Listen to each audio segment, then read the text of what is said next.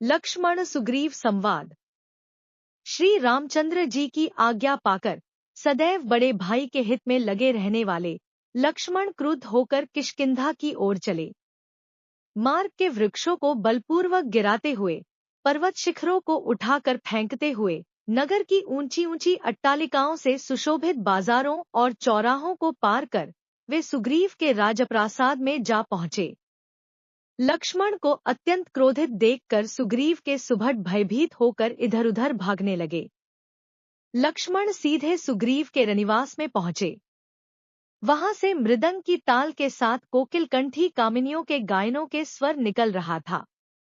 महाबली लक्ष्मण ने सुग्रीव के उस अंतःपुर में अनेक रूपरंग की बहुत सी रूपयौवन के गर्व से भरी हुई सुंदरी स्त्रियों को देखा। नूपुरों की झंकार और करधनी की खनखनाहट करती हुई परस्त्रियों को देखकर शीलवान लक्ष्मण अत्यंत लज्जित हो गए।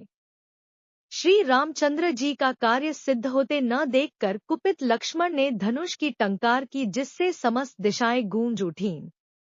उस समय सुग्रीव के कक्ष में इंद्र की अप्सराओं को भी लजाने वाली नृत्यांगनाएं नूपुरों और मेखलाओं की झंकार के साथ नृत्य कर रही थी, और सुग्रीव मद्यपान से अचेत अर्धनिमीलित नेत्रों से यह सब देख रहा था। धनुष के टंकार की ध्वनि को सुनते ही नृत्य करने वाली रमणियां भयभीत होकर एक ओर खड़ी हो गईं।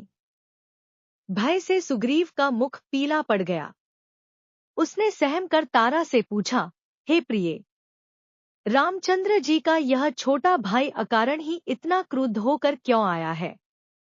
तुम अपनी मृदु वाणी से उसे शांत करो।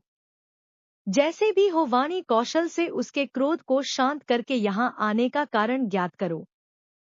पति की आज्ञा का पालन करती हुई मुस्कुराती तारा लक्ष्मण के पास पहुंची।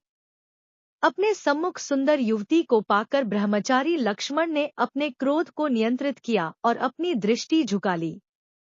लक्ष्मण को दृष्टि झुकाए देख तारा का भय कुछ कम हुआ। तारा मृदु वाणी में बोली, हे रघुकुल श्रेष्ठ, आपके इस क्रोध का क्या कारण है? क्या हमसे कोई अपराध हुआ है? यदि आपके दास सुग्रीव से कोई अपराध हुआ भी है तो भी आप जैसे उदार एवं क्षमाशील महापुरुष को उसे क्षमा प्रदान करनी चाहिए। वे आपके सेवक हैं, कृतघ्न नहीं हैं, और न ही वे कपटी एवं मिथ्यावादी हैं। आपके उपकार को वे सदा स्मरण करते रहते हैं और आप दोनों भाइयों का ही गुणगान करते रहते हैं।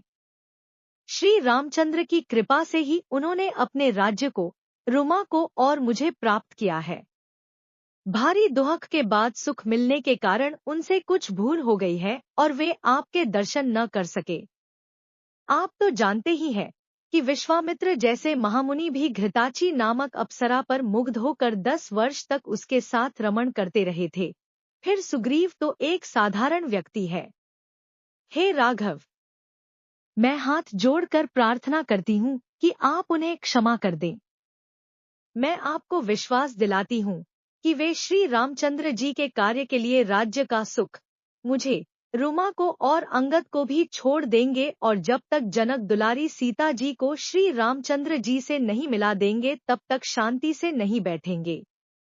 वानरों के सरदारों को बुलाने के लिए दूत भेजे जा चुके हैं। आज ही वे सब लोग आने वाले हैं। उन सब को लेकर वे आज ही सीतापति के पास जाएंगे। आप क्रोध त्याग कर मेरी बात पर विश्वास करें। मैं कभी मिथ्या भाषण नहीं करती। तारा के वाक्यों से शांत होकर लक्ष्मण सुग्रीव के पास पहुंचे। लक्ष्मण के पहुंचते ही सुग्रीव अपने आसन से उठकर खड़ा हो गया। उसके एक और रुमा और दूसरी ओर तारा थी। लक्ष्मण ने क्रुद्ध होकर कहा, हे वानरराज, संसार जितेंद्रिय, दयालु और कृतज्ञ राजा का ही सम्मान करता है। जो किसी मनुष्य को सहायता देने का वचन देकर भी उसकी सहायता नहीं करता, उसे आत्महत्या जैसा महापाप लगता है। शास्त्रों में गौघाती, चोर और अपना व्रत भंग करने वाले के लिए तो प्रायश्चित का प्रावधान है, परंतु कृतघ्नता के पाप का कोई प्रायश्चित नहीं बताया गया है।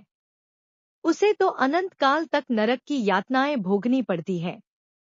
रामचंद्र जी ने तुम्हारे साथ जो उपकार किया है, उसे भुला देना तुम्हारे लिए उचित नहीं है।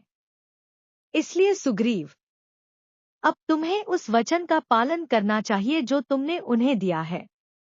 लक्ष्मण की बात सुनकर सुग्रीव अत्यंत नम्रता के साथ बोला, हे रघुकुल तिलक, श्री रामचंद्र जी की दया से ही मैंने अपना खोया हुआ राज्य फिर से पाया है, इसलिए उनके इस महान उपकार को मैं जीवन भर नहीं भूल सकता।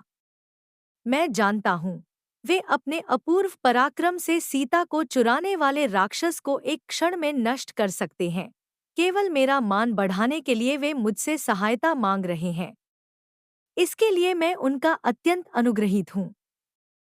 उनके साथ मेरी सेना और मैं भी युद्ध करने के लिए चलेंगे। अब तक हुए विलंब के लिए आप मुझे क्षमा करें। लक्ष्मण इन वचनों से संतुष्ट होकर बोले, अब तुम मेरे साथ चलकर भैया के दुखी मन को संतोष दो। वे सीता जी के वियोग में बहुत दुखी हो रहे हैं।